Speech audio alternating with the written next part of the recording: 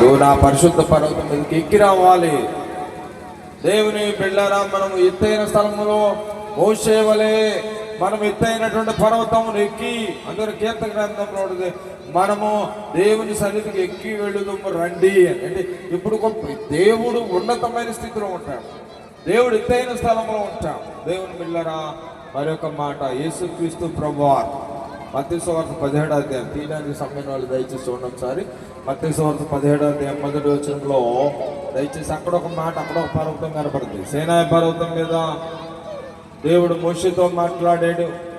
ఆ తర్వాత యెహోవా దేవుని కుమారుడైన యేసుక్రీస్తు ప్రభువారు ఆయన నరవతారిగా ఉన్నప్పుడు మత్తయి సువార్త 17వ అధ్యాయం 1వ వచనాన్ని దయచేసి చూడండి. 6 దినములైన తర్వాత యేసు పేతురును యాకోబును అతని సహోదరుడు యోహానును వెంట పెట్టుకుని ఎక్కడికి వెళ్ళాడు యేసయ్యానంటే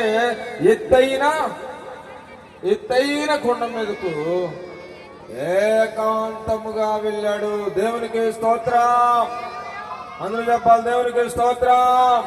అటున్న వాళ్ళు అమ్మ దేవుని స్తోత్రం జాగ్రత్తగా గమనించాలి.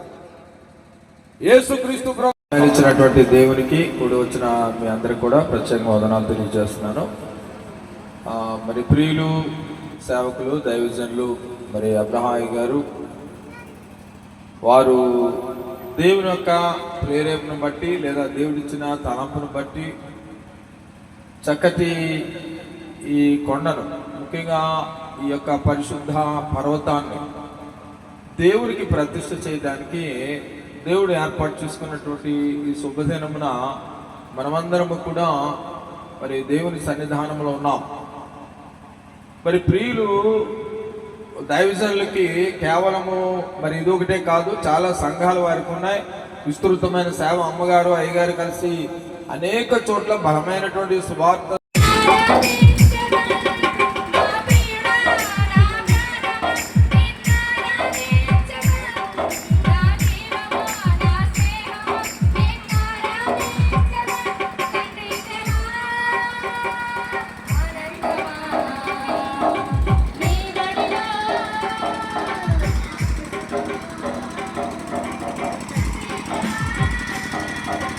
వందనాలమ్మా, వందనాలండి, వందనాలు. కూర్చోండి అమ్మా పైన.